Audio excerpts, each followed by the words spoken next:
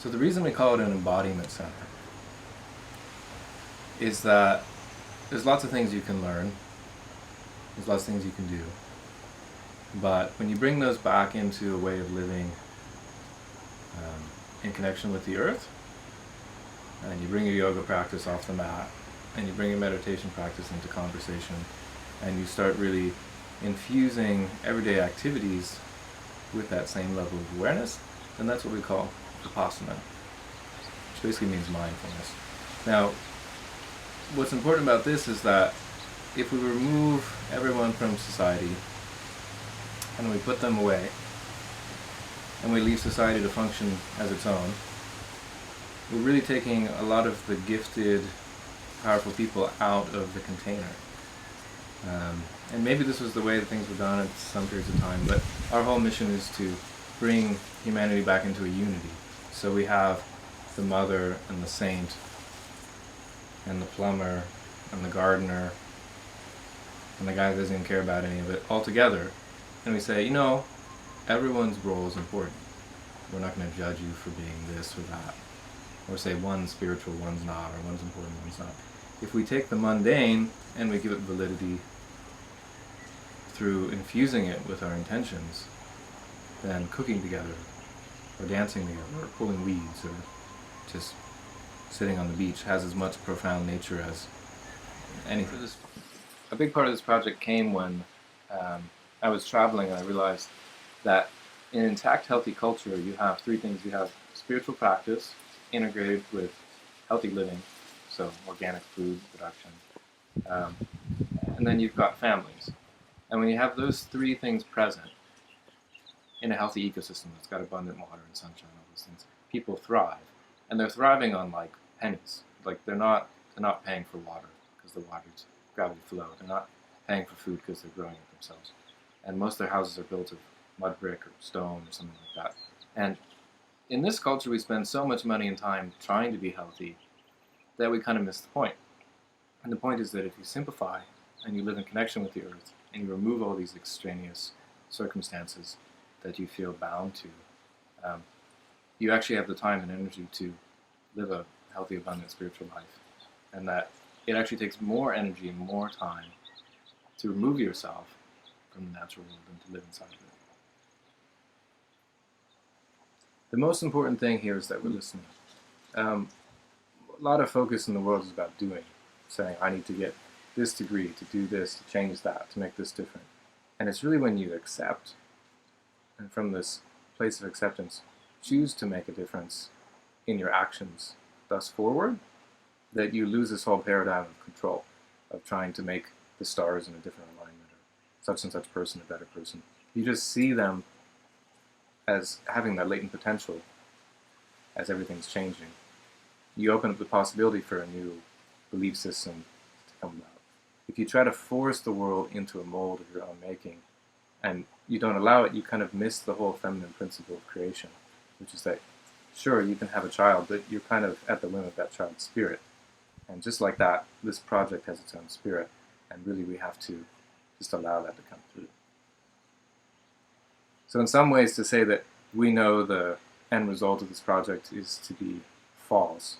What we really know is that life has a vibrant energy that wishes to come through us, and then if we remove the obstacles and we share that energy with others, there's a lot of abundance. Okay. A lot of the modern world is about transportation. It's about moving things from here to there. And what you realize is people are really craving connection. So I can be sitting next to somebody on the bus, and we could have, not be talking, but we're connected. Just like I'm connected to my aunts and uncles 3,000 miles away. And when we realize that through the advent of the internet and these telecommunication technologies that we've always been connected, it kind of validates for people that there's something between us. So part of this project is also allowing ourselves to be connected, and in such a way that we're actually choosing to create hubs of connection, this embodiment center being one of those. We're on the island of Kauai, we're one of the most isolated places on Earth, and yet we're really energetically connected to everyone. And what that teaches us is that every place we are, what we're doing is synchronistically happening in other places. even in the cosmos. And so all we really need to do is focus, listen, and start to embody the practices that create the greatest amount of healing for ourselves, our community, this location, and then vis-a-vis that, the world. And our hope is that this network of hubs can allow people all over the planet to start making those choices more rapidly. Mm-hmm. The name of this project is Living Earth, which is both living in the earth, living with the earth, realizing the earth is actually inside of you and you're inside of it, and that your consciousness is not bound to one thing, but is intrinsic in all life. So from that founding principle, we're really trying to listen to our surroundings, become more connected with them, and learn from that reflection, just like we learn from books or spiritual teachings or a lover or somebody else in our life that gives us a reflection of who we're really not willing to see.